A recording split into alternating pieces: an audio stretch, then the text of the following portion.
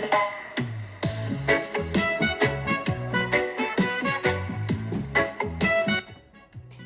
teman-teman, selamat pagi atau siang. Perkenalkan, nama saya Sebastian Enda Daraman dari kelas 10D Sekolah Penabur Intercultural Tanjung Duren. Dan dalam video ini, saya akan menyampaikan ringkasan dari buku Kartini, karya Wardiman Jojonegoro. Kartini itu dikenal karena keberaniannya melawan diskriminasi gender. Jadi, mari kita belajari tantangan yang dihadapinya selama ini. Saya akan menjelaskan khususnya halaman 140 hingga 280 dan berbagi pedoman yang kita bisa pelajari. Pada halaman 140 hingga 280, kita melihat kehidupan dewasa Kartini, perkembangan pemikirannya, dan perjuangannya yang semakin kompleks. Bagian ini menunjukkan pertumbuhan ide-idenya serta pengaruhnya terhadap masyarakat berbeda dengan bagian sebelumnya yang lebih berfokus pada masa kecilnya. Periode ini berkaitan dengan politik etis dari pemerintah Belanda yang bertujuan meningkatkan pendidikan dan kesejahteraan masyarakat Indonesia. Kartini berperan penting dalam bidang pendidikan, terutama dalam memperjuangkan hak perempuan untuk belajar. Gagasannya menarik perhatian tokoh-tokoh Belanda, termasuk Stok Hergronje. Sekitar tahun 1900, Kartini diperkenalkan kepada Abendanon, seorang pejabat pendidikan yang memahami dan mendukung pemikirannya. Setelah membaca tulis-tulisannya, ia membantu Kartini melanjutkan pendidikan dan memperkenalkannya kepada istrinya, Rosa Abendanon. Terjalin hubungan surat-surat menyurat yang erat antara Kartini dan Rosa hingga akhir hayatnya pada tahun 1904. Namun, Kartini menghadapi dilema besar, apakah melanjutkan pendidikan atau mengikuti tradisi sebagai perempuan pada masa itu. Meskipun mengalami konflik batin, ia tetap berpegang pada cita-citanya. Pada tahun 1902, V.R. Frankl mengunjungi Kartini di Jepara karena tertarik pada gagasannya.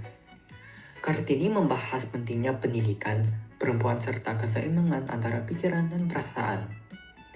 Ia percaya bahwa perempuan yang terdidik dapat membantu kemajuan bangsa. Frankl sangat terkesan dan kemudian menyebarkan ide-ide Kartini di Belanda. Ia juga mendukung politik etis, sehingga pemikiran Kartini semakin dikenal luas. Abendanon kemudian mengumpulkan dan menerbitkan surat-suratnya. Melalui surat-suratnya, Kartini menunjukkan bahwa pemikirannya jauh melampaui zamannya. Meskipun sudah menikah, ia tetap setia pada prinsip-prinsipnya. Setelah wafat, perjuangannya semakin dihargai dan ia diakui sebagai pahlawan nasional Indonesia serta pelopor kesetaraan kebangsaan. Dari Kartini, kita belajar bahwa pendidikan adalah kekuatan untuk perubahan. Ia selalu menghargai kesempatan belajar dan berharap dapat menempuh pendidikan di Eropa untuk mengembangkan kemampuannya. Dalam halaman 235 baris 1, ia juga mendapat kesempatan belajar di Belanda yang membuka peluang besar bagi masa depannya. Dalam halaman 235 baris 15, Kartini mengajarkan bahwa pendidikan bukan hanya untuk diri sendiri, tetapi juga untuk memberi manfaat bagi masyarakat. Kartini juga memperjuangkan kesetaraan gender. Ia percaya perempuan setara dengan laki-laki dan menolak tradisi yang membatasi hak perempuan.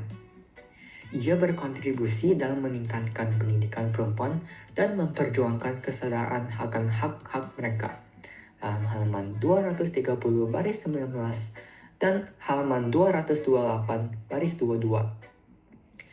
Ia menunjukkan keberanian dengan menyuarakan pemikirannya melalui surat-suratnya.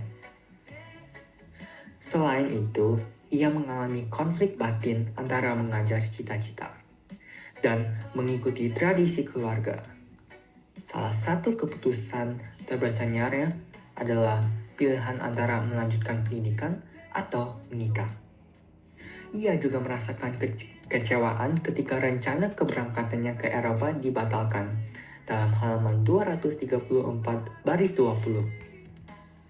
Hal ini menunjukkan bahwa perjuangannya tidak mudah.